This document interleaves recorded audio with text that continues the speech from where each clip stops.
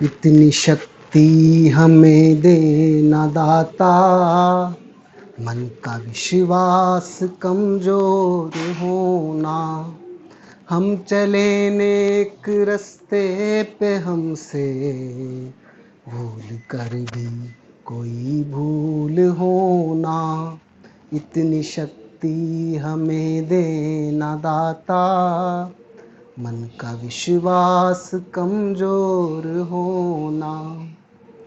तो अपने प्रभु से, परमात्मा से, अपने ईश्वर से आप इतनी शक्ति मांगते रहिए, हमेशा उससे प्रार्थना कीजिए कि प्रभु हमारा मन कभी कमज़ोर ना हो। निश्चित रूप से जब आप प्रार्थना करते हैं तो आपकी पॉजिटिव एनर्जी परमात्मा तक पहुंचती है और आपके मन में एक शक्ति का संचार होता है। श्रद्धा किसी के प्रति भी हो, अगर आप प्रार्थना मन से करते हैं तो निश्चित रूप से हमें ऊर्जा अंदर से प्राप्त होती है। तो चलिए, वो सुंदर भजन की ये पंक्तियाँ हैं और आज का टॉपिक हम स्टार्ट करेंगे। हेलो, गुड इवनिंग, नमस्कार सबको। और हम पढ़ रहे हैं विद्युत क्षेत्र। विद्युत क्षेत्र की संकल्पना हमने सुबह के लेक्चर में पढ़ी थी। अब यहाँ पर हम उस टॉपिक को थोड़ा और आगे बढ़ाते हैं और हम यहाँ पर पढ़ेंगे विद्युत क्षेत्र रेखाएं। हर टॉपिक के साथ जितने भी न्यूमेरिकल इंक्लूड हैं मैं सब आपको बताता जा रहा हूँ। आप बिल्कुल बाकायदा, मैं आपके यहाँ पर नोट्स भी बोर्ड पे लिख देता हूँ, तो आप अपने स्वयं के नोट्स भी बना सकते हैं। अगर स्वयं के नोट्स बनाएंगे तो सबसे अच्छी प्रैक्टिस आपकी रहेगी। उसमें आप खुद से लिखेंगे तो आपकी भाषा में जब आप लिखेंगे तो आपको ज़्यादा जल्दी याद होगा। तो आप प्रयास कीजिए, अपनी बुक को भी साथ रखिए, टेक्स्ट बुक को, अदर कोई बुक हो उसका भी सपोर्ट लीजिए, और जो मैं वीडियो आपको पढ़ा रहा हूँ उसका भी सपोर्ट लीजिए, मेरे नोट्स जो मैं आपको दे रहा हूँ उसका भी सपोर्ट लीजिए, और सबको मिला के आप एक अच्छा कंटेंट तैयार करके पढ़िए। निश्चित रूप से आप 100 में से 100 नंबर ज़रूर प्राप्त करेंगे अगर आपने बेहतर प्रयास किया तो। 100 में से 100 एक अपना अंतिम टारगेट है। मैंने वीडियो का जो थंबनेल है उसमें भी 100 में से 100 प्राप्त करने के लिए कहा है।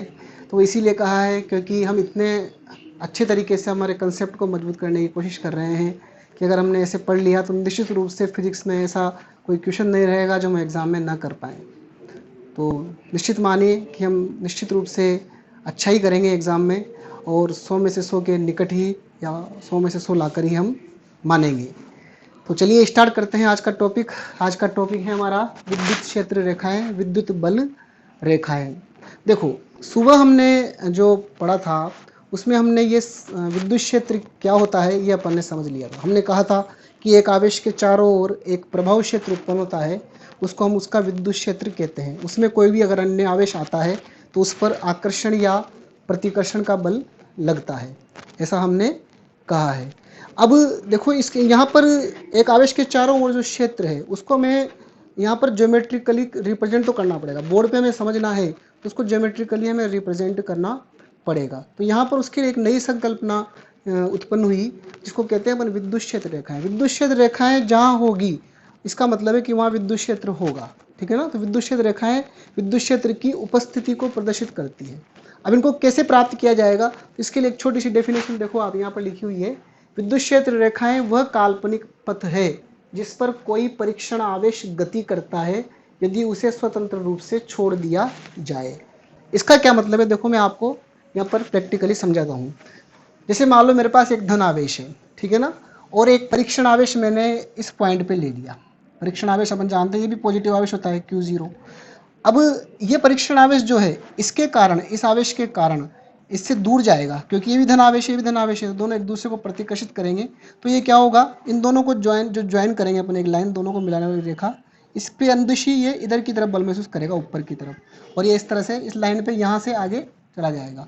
अगर इसी परीक्षण आवेश को अगर हम यहाँ ले आएँ, इस पॉइंट पर लेके आ जाएँ, तो फिर क्या होगा, इन दोनों को जोड़ने वाली रेखा के अनुदिश इस लाइन पे आगे बढ़ेगा, ठीक है ना। ऐसे अगर हम इसको यहाँ पर लेके आ जाएँ, इस जगह पे आवेश को, परीक्षण आवेश को, तो फिर ये इसके अनुदिश इस तरीके से आगे बढ़ेगा क्योंकि बल अब इस डायरेक्शन में लगेगा। इसके अलावा अगर हम यहाँ लेके आ जाएं तो ये कुछ इस तरीके से आगे बढ़ेगा। ऐसे बीच में यहाँ रख देंगे तो इस तरह से आगे बढ़ेगा। इस तरीके से अपन कहीं भी रख दें इस आवेश को, जैसे मान लो इसके चारों ओर कहीं भी रख दें तो कुछ इस तरह के पथ ये फॉलो करेगा। मतलब इन पथों के अनुदिश ये गति करने लग जाएगा। परीक्षण आवेश यहाँ है तो इस तरह से गति करने लग जाएगा। अगर मान लो परीक्षण आवेश यहाँ से स्टार्ट होता है तो वह इसी लाइन के अनुदिश आगे चलेगा इस तरीके से।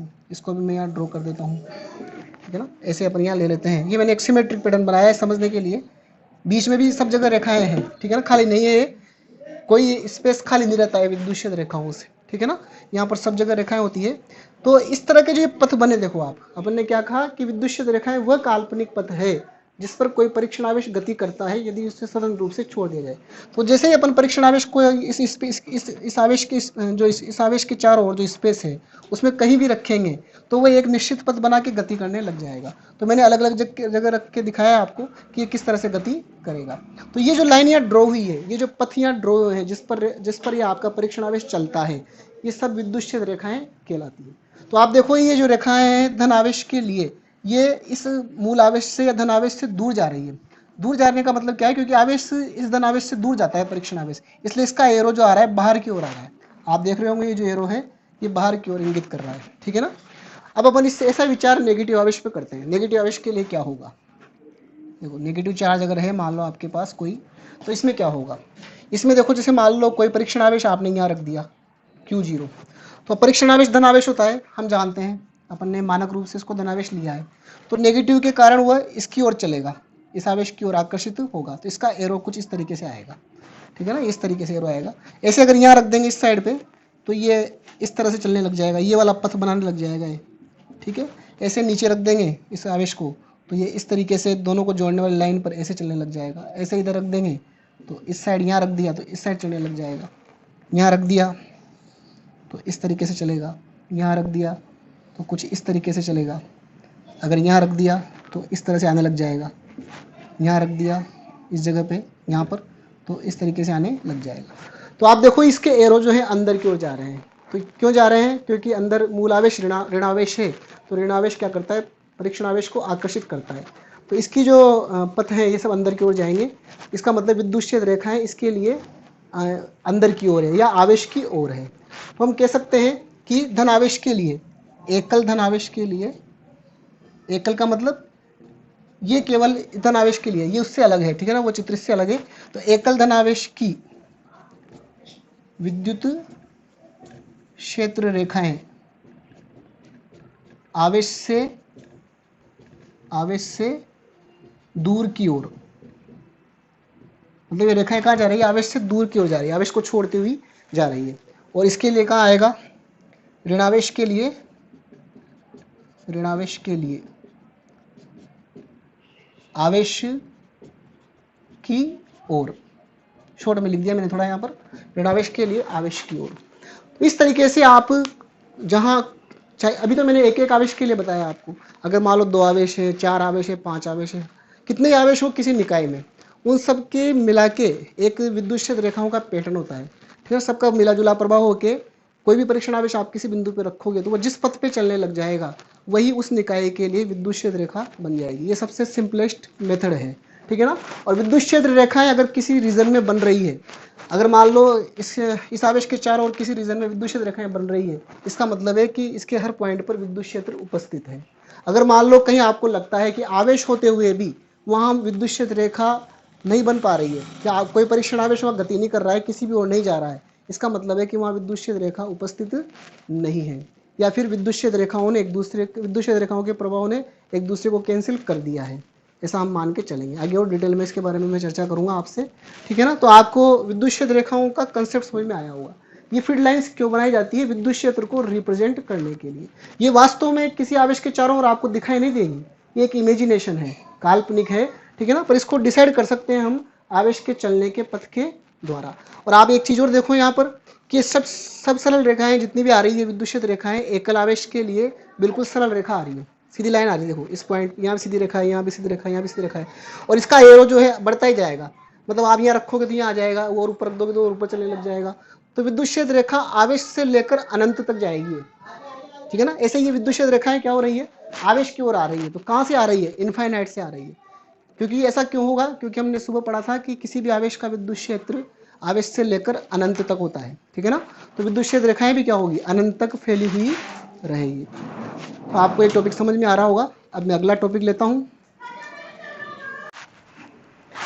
देखो इसके पहले जो अपन ने पैटर्न ड्रॉ किया है विद्युत क्षेत्र रेखाओं का, वह एक सिंगल चार्ज जब रहता है, ऐसा निकाय जिसमें एक ही आवेश है, उसके लिए ड्रॉ किया है। और उसमें आपने देखा है कि क्षेत्र रेखाएं बिल्कुल सरल रेखा है और आवेश से शुरू होकर अनंत तक जा रही है या अनंत से आकर आवेश पे मिल रही है। अब जैसे मान लो किसी निकाय में दो आवेश आ जाएं, अब दो आवेश पर कई सारी कंडीशन हो सकती है, एक पॉजिटिव हो एक नेगेटिव हो, दोनों पॉजिटिव हो दोनों नेगेटिव हो, या एक का परिमाण ज़्यादा हो एक का परिमाण कम हो। तो हमारे एनसीईआरटी में सिंपलेस्ट ही सबसे लिए गए हैं। तो यहाँ पर देखो कुछ पैटर्न्स मैंने बनाए हैं विद्युत क्षेत्र रेखाओं के। आप पहली बात तो इस बात पे फोकस कीजिए कि यहाँ विद्युत क्षेत्र रेखाएं देखो सरल रेखा में नहीं है, ठीक है ना, सब मुड़ी आपको वक्र दिखाई दे रही होगी। तो यहाँ पर मैंने पहले पैटर्न लिया है द्विध्रुव का। द्विध्रुव क्या है हम आगे आने वाले टॉपिक में देखेंगे। द्विध्रुव का मतलब सिंपल सा मैं यहाँ समझा देता हूँ आपको कि एक तो धनावेश होगा एक ऋणावेश होगा और दोनों के परिमाण बराबर रहेंगे। यह परिमाण बराबर होना जरूरी है, ठीक है ना, द्विध्रुव के लिए। तो दोनों के परिमाण बराबर रहेंगे, तो एक तो धनावेश है एक ऋणावेश है। अब अगर ये किसी निकाय में है तो इस निकाय में विद्युत क्षेत्र रेखाएं किस तरह का पैटर्न बनाएगी, ठीक है ना, वो हमें यहाँ दिखाना है और हमने दिखा भी दिया है यहाँ पर। तो आप देखो कि एक चीज़ आप दिमाग में ध्यान रख लो कि धन आवेश से विद्युत क्षेत्र रेखाएं हमेशा दूर जाती है और ऋणावेश के पास जाती है, ठीक है ना, ऋणावेश की ओर जाती है हमेशा। तो आप देखो यहाँ पर जितने भी एरो बन रहे हैं धनावेश से, जितने भी एरो निकल रहे हैं सब धनावेश से बाहर निकल रहे हैं। देखो जितने भी एरो धनावेश को छोड़ रहे हैं और सब किसकी ओर जा रहे हैं, सारे एरो माइनस की ओर जा रहे हैं। तो ये पैटर्न कैसे बनाया होगा, ये पैटर्न बनाया है हमने परीक्षण आवेश से ही। परीक्षण आवेश हमने अलग अलग बिंदुओं पे रख के देखा कि वो कैसे गति कर रहा है। जैसे आप परीक्षण आवेश अगर मान लो यहाँ रखोगे तो इस लाइन को फॉलो करेगा इस तरीके से, यूँ जाके यहाँ आ जाएगा। अब यहाँ पर विद्युत क्षेत्र रेखा अनंत पे नहीं जाएगी भाई। अनंत पे क्यों नहीं जाएगी, क्योंकि विद्युत क्षेत्र रेखाओं यहाँ पर आप परीक्षण आवेश धन आवेश से चलकर ऋण आवेश पे जाके अपनी गति समाप्त कर देगा, तो इसलिए वह अनंत तक नहीं जा पाएगा। तो यहाँ पर जो विद्युत क्षेत्र रेखाएं हैं वो धनावेश से शुरू होकर ऋणावेश पे समाप्त हो जाती है एक द्विध्रुव के लिए, ठीक है। तो ये अलग अलग तरीके से वो गति करेगी। आप ये देखो यहाँ पर कुछ रेखाएं आपको आधी दिखाई दे रही होगी, यहाँ पर ये जाकर आगे कुछ भी दिखाई नहीं दे रहा है, पर ऐसा नहीं होता है। विद्युत क्षेत्र रेखा हमेशा कंप्लीट होती है, पूरी होती है, पर अपन यहाँ पर पूरी रेखाएं ड्रॉ नहीं करते हैं। ये रेखा इस तरह से घूम कर और इसमें मिल रही है, ठीक है ना, यहाँ भी रेखा है वो पर हमने दिखाई नहीं है वो, ठीक है ना। ऐसे ये रेखा भी टूटी हुई नहीं है, ये भी कंप्लीट है पूरी और ये इस तरीके से इसमें मिलेगी। ऐसे नीचे भी रेखाएं कंप्लीट है, ये भी इसमें मिलेगी, ये भी इसमें मिलेगी। तो इस तरीके का जो ये आपको टूटी हुई रेखाएं दिखाई दे रही है, विद्युत क्षेत्र रेखा कभी टूटती नहीं है। विद्युत क्षेत्र रेखा हमेशा पूरी बंद एक तरीके से धन आवेश से शुरू होकर ऋणावेश पे समाप्त होती है, कभी टूटती नहीं है। तो ये बस समझना यहाँ पर कि रेखाएं टूटी हुई है, ठीक है ना। ये केवल अपन ने स्पेस कम होने की वजह से अपन इसको पूरा ड्रॉ नहीं करते हैं, ठीक है ना, कुछ ही अपन रेखाओं को कंप्लीट बनाते हैं। तो आप देखो ये रेखाएं प्लस से शुरू होकर माइनस पे समाप्त है, इसको अपन ने कंप्लीट बनाया हुआ है। तो आपको समझ में आ रही होगी बात ये। इसके बाद देखो दूसरा पैटर्न अपन बना सकते हैं दो समान परिमाण के धन आवेश युग्म के लिए। अपन ने दोनों आवेश धन आवेश लिए हैं अब और दोनों समान परिमाण के हैं, ठीक है ना। अगर दोनों का परिमाण अलग अलग लेंगे तो थोड़ा सा फर्क आ जाता है फिर विद्युत क्षेत्र रेखाओं में, वो थोड़ा आगे की बात हो जाती है। तो यहाँ पर देखो वापस धन आवेश को क्षेत्र रेखाएं छोड़ रही है, कुछ रेखाएं इधर जा रही है कुछ रेखाएं इधर जा रही है, ठीक है ना, और कुछ रेखाएं ये ऊपर की तरफ जा रही है। तो ये सब परीक्षण आवेश को रख रख के बनाई गई है। और यहाँ पर आप देखो बीच में एक आपको एन बिंदु दिखाई दे रहा है, इसको अपन बोलते हैं उदासीन बिंदु, न्यूट्रल पॉइंट। ये न्यूट्रल पॉइंट क्यों बनाया अपन ने, क्योंकि इस बिंदु पर कोई विद्युत क्षेत्र रेखा उपस्थित नहीं होती है। इसका मतलब यहाँ पर क्या हुआ, इस धन आवेश ने जितना विद्युत क्षेत्र उत्पन्न किया इसने भी उतना उत्पन्न किया। इस धन आवेश का विद्युत क्षेत्र यहाँ पर इस तरह से जाएगा, इस धन आवेश का विद्युत क्षेत्र यहाँ पर इस तरह से आएगा, क्योंकि यहाँ पर परीक्षण आवेश रखेंगे तो दोनों यहाँ पर बल अपोजिट साइड में लगेंगे और बराबर लगेंगे, तो दोनों बल निरस्त हो जाएंगे। तो इस तरह से हमें यहाँ उदासीन बिंदु प्राप्त होगा। तो यहाँ कोई विद्युत क्षेत्र रेखा उपस्थित नहीं होगी। किसी बिंदु पर विद्युत क्षेत्र रेखा उपस्थित नहीं है, इसके दो अर्थ निकलते हैं, या तो वहाँ आवेश ही उपस्थित नहीं है, उस रीजन में आवेश ही नहीं है, फिर जब आवेश नहीं है तो विद्युत क्षेत्र आएगा कहाँ से, विद्युत क्षेत्र रेखा आएगी कहाँ से। या फिर अगर आवेश होते हुए भी किसी बिंदु पर अगर विद्युत क्षेत्र रेखा उपस्थित नहीं है, इसका मतलब है कि वहाँ पर दोनों आवेशों ने, जितने भी आवेश हैं उन्होंने अपना प्रभाव इस तरीके से बनाया है कि वहाँ पर टोटल रिजल्टेंट फील्ड जीरो आ रहा है, इसलिए वहाँ पर न्यूट्रल पॉइंट हमें प्राप्त होता है। तो इस वाले में देखो हमें न्यूट्रल नहीं मिला पॉइंट, क्योंकि इस वाले में कहीं भी एक विद्युत क्षेत्र एक दूसरे को कैंसिल नहीं करते हैं। हर आवेश जो अपना विद्युत क्षेत्र उत्पन्न करता है और ये भी उत्पन्न करता है, तो एक दूसरे को कैंसिल नहीं करते हैं, ठीक है ना। ऐसा कोई पॉइंट नहीं है जहाँ पर दोनों विद्युत क्षेत्र बराबर हो जाते हैं और दिशा विपरीत हो, इसलिए इसमें न्यूट्रल पॉइंट नहीं मिला।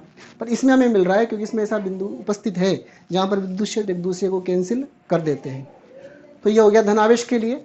एक छोटा सा होमवर्क आपके लिए हो सकता है यहाँ पर कि जैसे अपन ने धनावेश के लिए बनाया, ऐसे ही समान परिमाण के ऋणावेश का पैटर्न आप बना के देखना, ठीक है ना। उसमें फ़र्क इतना सा पड़ेगा, सेम पैटर्न आएगा, ये हिंट भी देता हूँ मैं। यहाँ ऋणावेश ऋणावेश आ जाएगा और एरो पे ध्यान दे लेना आप। धनावेश को जैसे एरो क्या करते हैं, छोड़ते हैं, ऐसे ऋणावेश की ओर एरो आते हैं, तो ये सब एरो ऋणावेश की ओर आएंगे फिर। तो ऐसा पैटर्न आप बना सकते हो, एनसीईआरटी से भी देख सकते हैं आप, अगर आपको नहीं आता है तो मैंने आपके लिए क्वेश्चन छोड़ा है। इसके अलावा देखो उदासीन बिंदु किसे कहते हैं, क्वेश्चन छोटा था तो मैंने बता ही दिया। उदासीन बिंदु ऐसा बिंदु जहाँ पर विद्युत क्षेत्र उपस्थित न हो, ठीक है ना, या फिर विद्युत क्षेत्र निरस्त हो जाए, उसको ऐसे बिंदु को अपन क्या कहते हैं, उदासीन बिंदु कहते हैं, ठीक है। तो इसका आंसर भी आप लिख सकते हो। तो ये अपना हो गया विद्युत क्षेत्र रेखाओं का पैटर्न। हमारे एग्जाम में कभी द्विध्रुव के लिए पूछा जा सकता है, इसके लिए भी पूछा जा सकता है, ठीक है ना। और अच्छे एग्जाम्स हो IIT वगैरह, नीट वगैरह, तो उनमें कुछ अलग तरीके के पैटर्न्स भी पूछ लेता है, पर अपन अभी 12th पे फोकस कर रहे हैं, इसलिए उन पैटर्न की मैं चर्चा यहाँ पर नहीं कर रहा हूँ। चलिए अब नेक्स्ट लेते हैं अपन पॉइंट। अब देखो विद्युत क्षेत्र रेखाओं का पैटर्न ड्रॉ करने के बाद हम यहाँ पर विद्युत क्षेत्र रेखाओं के कुछ गुणधर्मों की चर्चा करेंगे, ठीक है ना। तो यहाँ पर विद्युत क्षेत्र रेखाओं के करीब 6-7 गुणधर्म हैं, तो बोर्ड पे जगह कम होने की वजह से मैं पहले 3 गुणधर्म लिए हैं, फिर अगले इसके बाद में लूँगा। तो देखो पहले 3 गुणधर्म अपन यहाँ समझते हैं। इसमें पहला गुणधर्म है एकल धन आवेश की विद्युत क्षेत्र रेखाएं आवेश से प्रारंभ होकर अनंत तक होती है या अनंत तक जाती है, ठीक है ना। आपने देखा भी था कि एकल धन आवेश है अगर मान लो कोई भी, तो उसकी क्षेत्र रेखाएं अनंत तक जाएगी। इस तरीके का पैटर्न हमने बनाया था। ये सब रेखाएं कहाँ तक जाएगी, अनंत तक। ऐसे ऋणावेश के लिए लिख दे इसी चीज़ को, तो हम कह सकते हैं अनंत से आवेश की ओर आती है। तो ये गुणधर्म तो वहाँ से अपना कनेक्ट हो गया। दूसरा देखो विलगित एकल आवेश की क्षेत्र रेखाएं सरल रेखीय। विलगित का मतलब अकेला ही हो, उसके आसपास कोई अन्य फील्ड नहीं हो या कोई अन्य आवेश नहीं होना चाहिए, क्योंकि अन्य आवेश या अन्य फील्ड होगा, कोई इलेक्ट्रिक फील्ड, तो वो उसकी क्षेत्र रेखाओं को प्रभावित करेगा। तो अकेला एक आवेश है और उसके आसपास कोई अन्य इफेक्ट नहीं है, उस कंडीशन में उस एकल आवेश की क्षेत्र रेखाएं सरल रेखीय होती है। अगर धन आवेश होगा तो दूर की ओर होगी, और ऋण आवेश होगा तो आवेश की ओर होगी, पर होगी सरल रेखा। और अगर आवेशों का निकाय है, आवेशों का निकाय है, निकाय का मतलब आवेश एक से ज़्यादा है उसमें, तो उसकी रेखाएं फिर क्या होती है, वक्रीय होती है, ठीक है ना। तो वक्रीय मैंने बता भी दिया आपको, द्विध्रुव के लिए बना के बताई, 2 धन आवेशों के युग्म के लिए बना के बताई, तो उसमें वक्रीय होती है। तीसरा गुणधर्म है विद्युत क्षेत्र रेखाएं धन आवेश से प्रारंभ होकर ऋणावेश पर समाप्त होती है। देखो ये रेखाएं एक विशेषता होती है कि ये रेखाएं धनावेश से प्रारंभ होकर ऋणावेश पे चली जाती है। जैसे अपन ने द्विध्रुव का बनाया था पिछली बार, ठीक है ना, तो उसमें रेखाएं धनावेश से चलकर ऋणावेश पे जाके समाप्त हो जाती है। इसका मतलब होता है ये कभी बंद वक्र नहीं बनाती है, ठीक है ना। वहाँ भी मेरे से एक बंद शब्द निकला था, पर मैंने उसको पूरा नहीं किया था। इसीलिए नहीं किया था क्योंकि ये रेखाएं बंद वक्र नहीं बनाती। बंद वक्र बनाने का मतलब होता है जहाँ से चलें लौट कर वापस वहीं आ जाएं। तो देखो ये बंद हो गया पूरा, ठीक है ना। पर ये रेखाएं ऐसा नहीं करती है। रेखाएं क्या होती है, जहाँ से स्टार्ट होती है वापस वहाँ पर कभी नहीं लौटती है। प्लस से शुरू हुई तो प्लस पे कभी वापस नहीं आएगी, ठीक है ना। ये ऋणावेश पे जाके समाप्त हो जाएगी, ये अनंत की ओर चली जाएगी। इसीलिए ये बंद वक्र नहीं बनाती है। बंद वक्र का जो कंसेप्ट है ये आपको मैग्नेटिक फील्ड लाइंस जब अपन पढ़ेंगे, चुंबकीय क्षेत्र रेखाएं, वहाँ और अच्छा और भी वहाँ पर इसके बारे में बात होगी, क्योंकि जो चुंबकीय क्षेत्र रेखाएं होती है वो बंद वक्र बनाती है। तो इसीलिए मैंने यहाँ लिखा कि ये बंद वक्र नहीं बनाती है, ठीक है ना। आपको समझ में आ गया वो क्यों नहीं बनाती है, क्योंकि ये जिस आवेश से निकलती है उस पर लौट कर कभी नहीं आती है, ठीक है ना। इसलिए बंद वक्र नहीं बनाती है। अब अगले 3 गुणधर्म में लेता हूँ। तो हमारे अगले गुणधर्म है, देखो नंबर 4 गुणधर्म क्या कहता है, धन आवेश के लिए क्षेत्र रेखाएं इसकी सतह के लंबवत बाहर की ओर निकलती है, जबकि ऋणावेश के लिए सतह के लंबवत अंदर की ओर होती है। जैसे मान लो आपके धन आवेश का गोला है, ठीक है ना, तो इस गोले की सतह पर जैसे मान लो इस पॉइंट से विद्युत क्षेत्र रेखा निकलेगी, तो इस सतह के लंबवत रहेगी। उसको कैसे देखेंगे अपन, कि जिस पॉइंट पे आपको देखना है उस पॉइंट पे पहले आप स्पर्श रेखा खींचो, ठीक है ना। तो इस पॉइंट पर स्पर्श रेखा अपन खींच देंगे ये, तो इसके लंबवत वो रेखा निकलेगी। तो देखो मैंने यहाँ परपेंडिकुलर का साइन बनाया हुआ है, 90 डिग्री का साइन बनाया हुआ है, मतलब ये रेखा इस सतह के लंबवत जा रही है, क्योंकि सतह की डायरेक्शन देखने के लिए हमें उस बिंदु पर स्पर्श रेखा खींचनी पड़ती है। ऐसे ऋणावेश के लिए क्या होगा, ऋणावेश के लिए अपन जानते हैं अंदर की ओर आती है विद्युत क्षेत्र रेखा है, तो विद्युत क्षेत्र रेखा अंदर की आएगी, अंदर की ओर आएगी, पर स्पर्श रेखा के लंब रहेगी, मतलब सतह के लंब रहेगी। यह स्पर्श रेखा सतह की डायरेक्शन को बता रही है। तो ये इसके लिए नियम होता है विद्युत क्षेत्र रेखाओं के लिए। ऐसे ही मान लो तो अपन ने एक दिखाई, इधर भी कहीं भी दिखा दो आप, तो हमेशा वो सतह के लंबवती रहेगी, जैसे यहाँ भी सतह की लंबवत रहेगी इस पॉइंट पर स्पर्शरेखा खींच के, और यहाँ भी हम सतह के लंबवत बता सकते हैं। तो इस तरीके से रेखाएं सतह के लंबवत ही निकलती है, ये नियम होता है। इसका रीज़न भी होता है कि लंबवती क्यों निकलेगी, तिरछी क्यों नहीं निकलेगी, तो इसका रीज़न होता है, इसका क्वेश्चन भी बनता है। तो उसका मैं आगे आंसर दूंगा आपको जब क्वेश्चन लूँगा मैं। अभी फ़िलहाल आप ये इसका जो गुणधर्म है ये याद रखें कि सतह की लंबवत होती है, उसका रिजल्ट भी अपन देंगे आगे। इसके बाद देखो पांचवा, किसी विद्युत क्षेत्र रेखा के किसी बिंदु पर खींची गई स्पर्श रेखा उस बिंदु पर विद्युत क्षेत्र की दिशा को प्रदर्शित करती है। माना कि देखो ये कोई रेखा है, कोई विद्युत क्षेत्र रेखा है, किसी भी निकाय की, किसी युग्म की है मान लो, तो आप इसके किसी पॉइंट पर अगर आप स्पर्श रेखा खींच दोगे तो उस पॉइंट पर विद्युत क्षेत्र जिस डायरेक्शन में होगा वो आपको मिल जाएगा। तो जैसे मान लो इस पॉइंट पे अपन ज्ञात करना चाहते हैं पर्टिकुलर पी पॉइंट पे, तो पी पॉइंट पे आप स्पर्श रेखा खींच दो तो वह ई की डायरेक्शन को शो करेगी स्पर्श रेखा। दिशाएं देखने के लिए अपन वक्रीय पथों पर दिशा देखने के लिए जनरली स्पर्श रेखाएं खींचते हैं।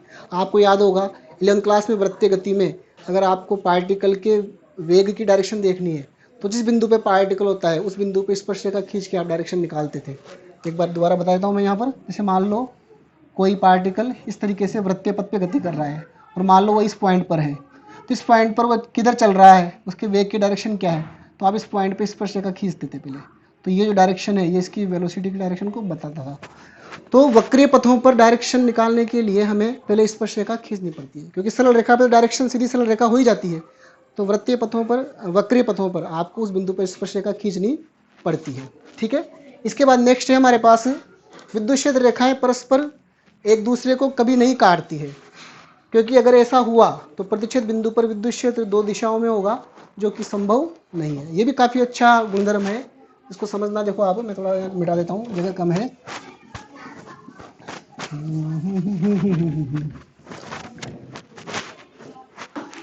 देखो ये क्या कह रहा है कि दो विद्युत क्षेत्र रेखाएं, मान लो सपोज करो कि ऐसा हो जाता है, ये तो कह रहा है कि दो रेखाएं एक दूसरे को कभी नहीं काटेगी, पर हम मान लेते हैं, उल्टा मानते हैं, मतलब कभी कभी हमें चीज़ों को विरोधाभास से सत्य सिद्ध करना पड़ता है। तो हम मान लेते हैं कि कोई दो रेखाएं हैं जो एक दूसरे को काट रही है इस तरीके से, तो ये इनका प्रतिच्छेद बिंदु हो गया। तो ये रेखा जो है इस पॉइंट पर अगर अपन देखें तो इस पॉइंट पर मैं स्पर्श रेखा खींचूंगा अगर, तो इस रेखा के अनुदिश तो ई की डायरेक्शन ऐसा आना चाहिए, इस वाली रेखा के अनुदिश, और इस रेखा के अनुदिश अगर यहाँ स्पर्श रेखा खींचे अपन, मान लो, ठीक है ना, मान लो इधर जा रही रेखा है, तो इस बिंदु पे खींचे तो ये ई की डायरेक्शन कुछ इस तरीके से आना चाहिए। तो एक ही पॉइंट पर विद्युत क्षेत्र दो दो दिशाओं में आ रहा है। ये लाइन तो कह रही है कि विद्युत क्षेत्र ऐसे होना चाहिए, ये लाइन कह रही है विद्युत क्षेत्र ऐसे होना चाहिए, जबकि विद्युत क्षेत्र की डायरेक्शन किसी पॉइंट पर एक ही तरफ होती है, ऐसे दो दो अलग अलग डायरेक्शन में नहीं हो सकती है। ठीक है ना। तो इसलिए ये इस चीज़ का विरोधाभास है कि रेखाएं एक दूसरे को काट सकती है, अर्थात दो रेखाएं कभी एक दूसरे को नहीं काटेगी, चाहे कितनी रेखाएं कितनी पास पास हो, पर कभी भी एक दूसरे को काटती हुई नहीं जाती है। ठीक है ना। इसको अपना हो गया कौन सा गुणधर्म, छठा गुणधर्म हो गया। अभी एक गुणधर्म और अपन देख लेते हैं यहाँ पर लास्ट। अगला गुणधर्म देखो हमारा है रेखाओं की काउंटिंग से रिलेटेड। यदि किसी क्षेत्र में विद्युत क्षेत्र रेखाएं घनी है, घनी का मतलब होता है पास पास होना, तो कई रेखाएं अगर पास पास नजर आ रही है, आपको बहुत निकट रेखाएं नजर आ रही है, अर्थात इनकी संख्या वहाँ ज़्यादा है, अधिक है, तो वहाँ विद्युत क्षेत्र की तीव्रता भी अधिक होती है, मतलब उस रीजन में विद्युत क्षेत्र भी प्रबल होता है, स्ट्रॉन्ग होता है। और जहाँ रेखाओं की संख्या कम है या रेखाएं दूर दूर हो रही है, पास नहीं है, बहुत दूर दूर रेखाएं हैं, तो वहाँ विद्युत क्षेत्र की तीव्रता भी कम होती है, वहाँ फील्ड इंटेंसिटी भी कम होती है। ठीक है ना। तो ये भी एक पॉइंट है। अब जैसे इससे रिलेटेड एक क्वेश्चन थोड़ा सा आपसे पूछा जा सकता है। जैसे आपको एक विद्युत क्षेत्र का पैटर्न मैंने दिखाया है, इसमें आप देखिए, इसमें आपको यहाँ पर रेखाएं पास पास दिखाई दे रही है, यहाँ रेखाएं दूर दूर दिखाई दे रही है। तो क्वेश्चन है आपका, चित्र में विद्युत क्षेत्र की तीव्रता किस बिंदु पर अधिक होगी। तो बहुत सिंपल सा आंसर है, विद्युत क्षेत्र की तीव्रता कहाँ ज़्यादा होती है, जहाँ रेखाएं बहुत घनी हो, जहाँ पास पास हो। तो हम देख रहे हैं कि पी पर रेखाएं बहुत पास पास है और क्यू पर रेखाएं दूर दूर है, इसका मतलब पी पर फील्ड इंटेंसिटी ज़्यादा होगी क्यू की तुलना में। तो हमारा आंसर क्या हो जाएगा यहाँ पर, answer E P greater than ई क्यू, पी पर विद्युत क्षेत्र का मान क्यू से ज़्यादा होगा। ठीक है। तो विद्युत क्षेत्र रेखाओं के गुणधर्म होने के बाद अब हमारा नेक्स्ट जो पॉइंट है वो ये है कि हमें एक समान विद्युत क्षेत्र और असमान विद्युत क्षेत्र को समझना है। इसको बोलते हैं यूनिफॉर्म इलेक्ट्रिक फील्ड और नॉन यूनिफॉर्म इलेक्ट्रिक फील्ड। देखो यूनिफॉर्म इलेक्ट्रिक फील्ड का मतलब होता है कि ऐसा विद्युत क्षेत्र जिसका मान हर जगह एक जैसा हो। और देखो यहाँ पर अपन पहले परिभाषा पढ़ते हैं, इसमें लिखा हुआ है एक समान विद्युत क्षेत्र, ऐसा विद्युत क्षेत्र जिसके प्रत्येक बिंदु पर विद्युत क्षेत्र की तीव्रता एक समान हो। मतलब हर बिंदु पर विद्युत क्षेत्र का मान एक जैसे आएगा। जैसे 10 न्यूटन पर कूलाम है किसी बिंदु पर, तो आप उस रीजन में कहीं भी चले जाओ, हर जगह 10 न्यूटन पर कूलाम ही मिलेगा। ठीक है ना। और इसकी एक विशेषता और होती है कि ऐसे क्षेत्र में क्षेत्र रेखाएं परस्पर समांतर व समदूरस्थ होती है। ऐसा क्षेत्र जहां भी होगा वहां क्षेत्र रेखाएं परस्पर समांतर रहेगी और समदूरस्थ भी रहेगी, एक दूसरे से बराबर दूरी पर रहेगी। तो इसका पैटर्न देखो मैंने यहाँ ड्रॉ किया है। ठीक है ना। एक समान विद्युत क्षेत्र का पैटर्न बनाया है। आप देखो इसमें रेखाएं परस्पर समांतर है और बीच का गैप भी लगभग यहाँ लगभग तो नहीं कहेंगे, बराबर ही होता है। ये तो आपको चित्र में थोड़ा सा कम ज़्यादा दिखाई दे सकता है, पर ये बराबर ही होता है। तो आप इसके किसी भी बिंदु पर चले जाओ, आप कहीं भी चले जाओ इस रीजन में, यहाँ यहाँ यहाँ कहीं भी चले जाओ, हर जगह विद्युत क्षेत्र आपको एक जैसा ही मिलेगा। तो जैसे अपन 2 पॉइंट के लिए लिखें पी और क्यू के लिए, तो हम कह सकते हैं पी पर जितना फील्ड है उतना ही क्यू पर भी होगा। तो ये विशेषता होती है एक समान विद्युत क्षेत्र की। अब इसका जस्ट अपोजिट है असमान विद्युत क्षेत्र। ठीक है ना। तो इसकी परिभाषा देखो अपन इसी से बना सकते हैं। मैं यहाँ पर परिभाषा नहीं लिख रहा हूँ, ठीक है ना, आपको नोट्स में मिल जाएगी। मैं परिभाषा ऐसे आपको समझा देता हूँ। यहाँ पर असमान विद्युत क्षेत्र में क्या होगा, ऐसा विद्युत क्षेत्र जिसके प्रत्येक बिंदु पर विद्युत क्षेत्र की तीव्रता एक समान न हो। ठीक है ना, यहाँ पर न हो आ जाएगा मतलब, ठीक है ना, एक समान विद्युत असमान विद्युत क्षेत्र कहलाएगा। और ऐसे क्षेत्र में क्षेत्र रेखाएं परस्पर समांतर व समदूरस्थ नहीं होती है, ऐसा अपन यहाँ पर शब्द लिख देंगे। तो यहाँ पर देखो कि ये जो मैंने पैटर्न बनाया है ये असमान विद्युत क्षेत्र का बनाया है। आप देख रहे होंगे इसमें रेखाएं जो है परस्पर समानांतर तो दिख रही है आपको, पर समदूरस्थ नहीं है। मतलब कुछ भी हो सकता है, अगर समांतर है तो समदूरस्थ नहीं रहेगी, समदूरस्थ है तो समांतर नहीं रहेगी, वक्रीय हो सकती है। मतलब इस तरह का पैटर्न आपको नहीं मिलेगा, इससे कुछ डिफरेंट ही पैटर्न आपको मिलेगा। तो ऐसा जो पैटर्न बनेगा वह असमान विद्युत क्षेत्र कहलाएगा। तो जस्ट इसके जो एक समान विद्युत क्षेत्र की परिभाषा है इसके जस्ट अपोजिट परिभाषा हो जाएगी। इसमें क्या होगा कि किसी भी बिंदु पर आप चले जाओ, कोई भी 2 बिंदु ले लो, 3 ले लो, 4 ले लो, ठीक है ना, उसमें हर पॉइंट पर विद्युत क्षेत्र की तीव्रता अलग अलग आएगी। तो जैसे मैं पी और क्यू के लिए कहूँ तो हम कहेंगे E P not equals to E Q. P बिंदु पर जो विद्युत क्षेत्र होगा उसका जो मान होगा वो बराबर नहीं होगा क्यू बिंदु पर विद्युत क्षेत्र के। ठीक, नेक्स्ट पॉइंट हम लेते हैं अब।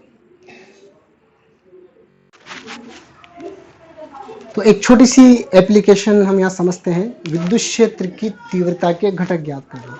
देखो हम जानते हैं कि विद्युत क्षेत्र एक सदिश राशि है और सदिश राशियों के घटक हम कर सकते हैं और जनरली अपन इनके समकोणीय घटक करते हैं और मानक दिशाओं की ओर घटक करते हैं।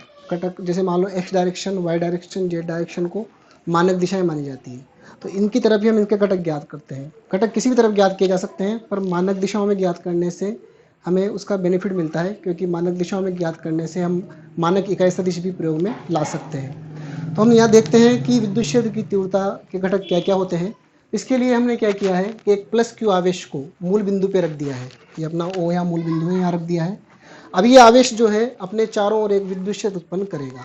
तो हम किसी बिंदु पी को ले रहे हैं जो हमारा प्रेक्षण पॉइंट है, ऑब्जर्वेशन पॉइंट है, और इसके कोऑर्डिनेट एक्स वाई जेड है। इस बिंदु पी के कोऑर्डिनेट एक्स वाई जेड है। तो हमें इस बिंदु पी पर कितना विद्युत क्षेत्र उत्पन्न होगा पहले हम वो ज्ञात करेंगे और फिर उसके घटक हम ज्ञात करेंगे अलग अलग डायरेक्शन में, एक्स डायरेक्शन में, वाई डायरेक्शन में और जेड डायरेक्शन में। तो एक्स और वाई तो मैंने यहाँ दिखा रखा है आपको, और जेड भी अपन दिखा देते हैं। फिर सभी दिशाओं में हम इस विद्युत क्षेत्र के घटक ज्ञात करेंगे। अब पहली बात हम देखते हैं कि विद्युत क्षेत्र यहाँ किस दिशा में उत्पन्न होगा। तो परीक्षण आवेश यहाँ रखना पड़ेगा। जिस बिंदु पर आप विद्युत क्षेत्र ज्ञात करते हो उस बिंदु पर हमें टेस्ट चार्ज रखना पड़ता है। तो ये आवेश भी धन आवेश रहेगा, वो भी धन आवेश रहेगा। तो धन आवेश को प्रतिकर्षित करेगा ज्वाइनिंग लाइन पे। तो ये धन आवेश इस परीक्षण आवेश को दूर की ओर हटाएगा। इसका मतलब डायरेक्शन जो होगी वह इस आवेश से बाहर की ओर होगी। तो इस तरफ बल लगेगा, तो बल की दिशा में ही विद्युत क्षेत्र होता है। अपन ने पढ़ा भी था धन आवेश पर बल विद्युत क्षेत्र की दिशा में ही होता है, या बल की दिशा में ही विद्युत क्षेत्र होता है। तो यहाँ पर विद्युत क्षेत्र की डायरेक्शन रेडियली बाहर की ओर ही रहेगी। अब मैंने यहाँ से यहाँ तक की जो दूरी है उसको मैंने आर माना है, और उसका वेक्टर अगर अपन बनाए तो उसको अपन आर वेक्टर कह सकते हैं। अब पी का जो वेक्टर है आर वेक्टर, ये स्थिति सदिश भी कहलाएगा, क्योंकि मूल बिंदु के सापेक्ष किसी बिंदु की स्थिति को व्यक्त करना स्थिति सदिश कहलाता है। हमने 11वीं क्लास में इस बात को सीखा है। स्थिति सदिश क्या होता है, मूल बिंदु के सापेक्ष व्यक्त किया जाता है। तो आर वेक्टर यहाँ स्थिति सदिश भी है बिंदु पी के लिए, और इस डायरेक्शन को यूनिट वेक्टर, इस डायरेक्शन का यूनिट वेक्टर हम आर कैप मानेंगे। ठीक है ना। आर कैप हमें क्या बता रहा है, इस मूल बिंदु से और बिंदु पी की ओर की डायरेक्शन को बता रहा है। ठीक है। तो यहाँ पर देखो सबसे पहले हम यहाँ लिखा हुआ है चित्रानुसार एक प्लस क्यू आवेश मूल बिंदु पर है और इसके कारण हमें r दूरी पर स्थित किसी बिंदु P पर उत्पन्न विद्युत क्षेत्र की तीव्रता E वेक्टर बराबर हो जाएगी KQ बटा R square into R cap. ये कैसे लिखा मैंने, E वेक्टर जो होता है परिमाण इंटू दिशा। तो हमने डेरिवेशन किया था 1.2, उसमें हमने किसी बिंदुवत आवेश का r दूरी पर विद्युत क्षेत्र निकाला था KQ बटा R स्क्वायर। सुबह ये डेरिवेशन अपन ने किया है KQ बटा R स्क्वायर इसके पिछले लेक्चर में। और तो ये तो हमने परिमाण लिख दिया और ये उसकी हो गई दिशा, क्योंकि हम जानते हैं वेक्टर को लिखने का तरीका क्या है, किसी भी वेक्टर को आप क्या लिखते हो a इंटू ए केप, परिमाण इंटू दिशा। तो परिमाण तो हो गया KQ बटा R स्क्वायर और दिशा हो गई इसकी आर केप। अब यहाँ थोड़ा सा अपन मॉडिफाई करेंगे इसको, ठीक है ना, घटक निकालने के लिए थोड़ा मॉडिफाई करना पड़ेगा। तो कुछ कंसेप्ट यहाँ 11th के काम में ले रहा हूँ मैं। हम जानते हैं 11th से इकाई सदिश बराबर होता है सदिश बटा सदिश का परिमाण, ठीक है ना। तो ये इकाई सदिश है तो सदिश इसका बनेगा आर वेक्टर, और सदिश आर वेक्टर का परिमाण होता है दूरी आर। ये दूरी जो है जितनी भी आर होगी ये बन जाएगी। तो मैं यहाँ आर वेक्टर आर केप का मान रख दूंगा। तो ई वेक्टर बराबर हो जाएगा हमारे पास KQ बटा R स्क्वायर और R वेक्टर बटा R, ठीक। अब ये R और ये R स्क्वायर गुणा होकर R क्यूब हो जाएगा। तो E वेक्टर बराबर हमारे पास आ जाएगा KQ बटा R cube into R vector. इस तरह का टर्म हमें प्राप्त हो जाएगी। इसके बाद हम इसके घटक ज्ञात करने के लिए इस E वेक्टर को भी घटक रूप में लिखेंगे और R वेक्टर को भी घटक रूप में लिखेंगे। तो मैं थोड़ा यहाँ मिटा देता हूँ, उसके बाद हम लिखते हैं।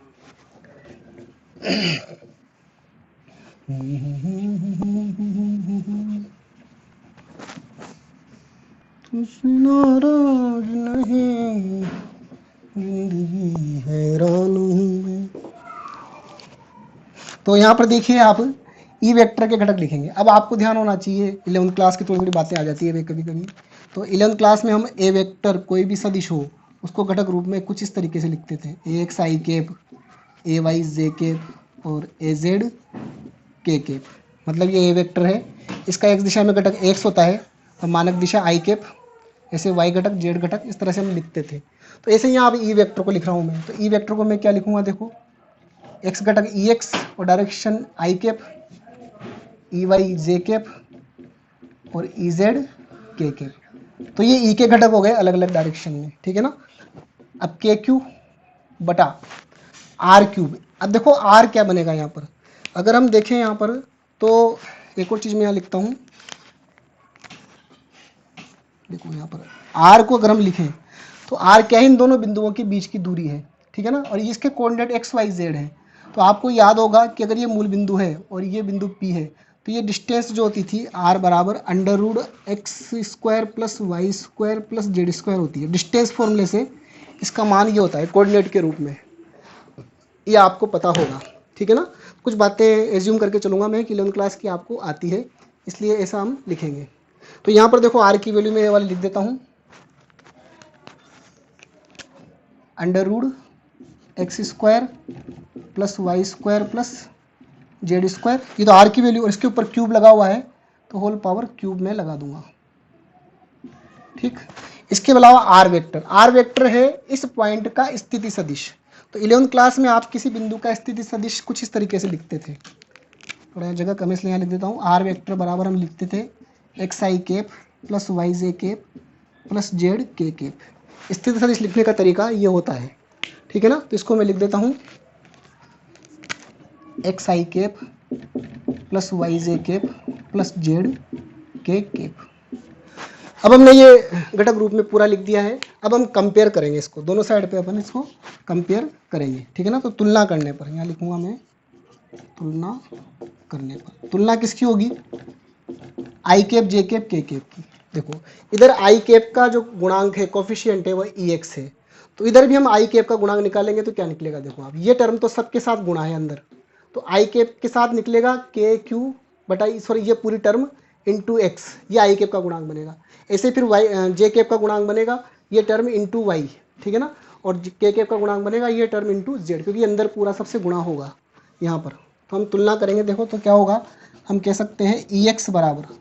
अब एक चीज़ और ध्यान दें आप, यहाँ पर ये रूट है तो रूट का मतलब 1/2 घात होता है, तो हम इस 3 के साथ उसको इंक्लूड कर लेंगे तो यहाँ 3/2 घात बन जाएगी। तो कुल मिला के मेरे को रिजल्ट मिलेगा KQ divide by X square plus Y square plus Z square whole power 3/2, और ये x इसके साथ आ जाएगा यहाँ पर x। तो ये आई कैप के गुणांकों की तुलना हो गई, ठीक है ना, क्योंकि एक्स लगा हुआ है आई कैप के साथ तो इसके साथ आएगा।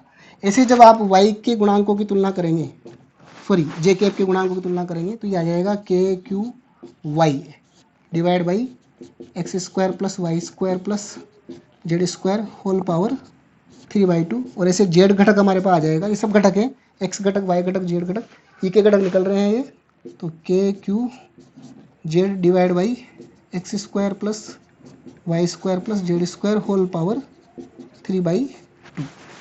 तो इस तरीके से हमने यहाँ पर विद्युत क्षेत्र के सभी घटक ज्ञात कर लिए हैं। तो कभी कभी डायरेक्टली वो आपको क्वेश्चन पूछ लेता है न्यूमेरिकल देकर कि आप कोई एक्स घटक बताइए या वाई घटक बताइए, तो अगर आपको ये फॉर्मूला याद रह जाता है तो बहुत अच्छी बात है, नहीं रहता है तो हम मेन कंसेप्ट जो है उसको अप्लाई करके भी निकाल सकते हैं। तो एक छोटा सा क्वेश्चन मैं बताऊंगा, फिर आज का टॉपिक हम समाप्त करेंगे। तो एक क्वेश्चन मैं आपके लिए लेके आ गया हूँ, छोटा सा क्वेश्चन है। बिंदु 632 पर रखे किसी आवेश पर विद्युत क्षेत्र की तीव्रता का 2 माइक्रोकूलाम के कारण एक्स घटक ज्ञात कीजिए। इसका क्वेश्चन का मतलब क्या है कि 632 पर कोई परीक्षण आवेश रखा है, तो उस आवेश पर विद्युत क्षेत्र की तीव्रता कितनी होगी यह हमें ज्ञात करना है। और किसके कारण ज्ञात करना है? 2 माइक्रोकूलाम के कारण, मतलब हमारा 2 माइक्रोकूलाम मूल आवेश है जो विद्युत क्षेत्र उत्पन्न कर रहा है। तो यहाँ पर कुछ चित्र बनाए अगर हम, तो ये हमारा हो जाएगा 2 माइक्रोकूलाम का आवेश जो हमारा मूल आवेश है। और पॉइंट जो हमें दे रखा है पी ऑब्जर्वेशन पॉइंट वो 632 है, जहाँ हमें विद्युत क्षेत्र की तीव्रता ज्ञात करनी है और उस तीव्रता का एक्स घटक निकालना है। तो डायरेक्टली केवल आपसे एक्स घटक ही पूछा है, तो अगर आपको फॉर्मूले याद है तो आप डायरेक्टली निकाल सकते हो। तो मैं फॉर्मूला यूज़ कर रहा हूँ जो मैंने भी हाल बताया है। मैंने बताया था एक्स घटक क्षेत्र की विद्युत क्षेत्र की तीव्रता का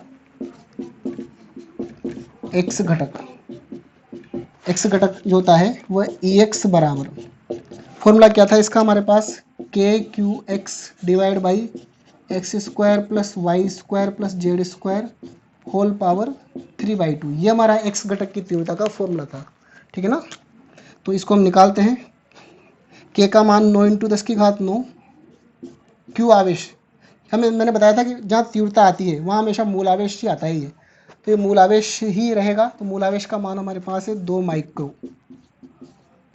और एक्स का मतलब एक्स घटक कितना है यहाँ पर 6 divide by X square plus Y square plus Z square, सबके स्क्वायर करके जोड़ देंगे, 6 का स्क्वायर 3 का स्क्वायर 2 का स्क्वायर पावर 3/2, इस तरह से बन जाएगा। अब इसको कैलकुलेट कर लेंगे हम आगे। तो देखो आगे कैलकुलेट करता हूँ मैं। सबसे पहले आप ऊपर देखो, यहाँ पर 9 दूनी 18, 18 6 6 18 108, गलत हो तो बता देना भैया, इंटू 10⁻3। ऊपर 9 में से 6 जाएगा 3 बचेगा, नीचे देखो आप 36 + 9 और +4 ये हो गया 49, 49 की होल पावर 3/2, 49 की होल पावर 3/2 कुछ इस तरीके से बन रहा है। अब 49 को हम 7 का वर्ग मान सकते हैं, 7 का वर्ग 7 का स्क्वायर और उसकी पावर 3/2 है, तो पावर से पावर 2 से 2 कट जाएगा क्योंकि ये बटा में है ये ऊपर है, तो कुल मिला के 7 के ऊपर 3 पावर बचेगी। तो इसको मैं लिख सकता हूँ अब 108/7⁻3 इंटू 10⁻3। इसको अपन आगे भी कैलकुलेट कर सकते हैं, इतने न्यूटन पर कूलाम का ये विद्युत क्षेत्र में प्राप्त हो जाएगा। तो उम्मीद है आपको ये क्वेश्चन समझ में आया होगा, सरल भी लगा होगा आपको। तो आज बहुत अच्छे तरीके से हमने विद्युत क्षेत्र और उसकी तीव्रता और विद्युत क्षेत्र रेखाओं के बारे में समझा है, उसमें डिटेल पे अपन ने चर्चा की है, बहुत गहराई से हमने कंसेप्ट को समझा है। आप पूरी मेहनत से लग जाइए और नोट्स अपने बनाइए और जितने ज़्यादा लोगों तक ये वीडियोज़ पहुंच सके उनको पहुंचाइए, ठीक है ना। अगर आप इस तरह से वीडियोज़ मान लो लोगों तक पहुंचते रहे और मेरे को रेस्पॉन्स मिलता रहा, तो इसी तरह से मैं वीडियो आपके लिए बिल्कुल लाता रहूँगा और आगे अपन बढ़ते रहेंगे। चलिए, थैंक्स, बहुत बहुत धन्यवाद आप सबका। फिर मिलेंगे एक नए टॉपिक के साथ। बाय।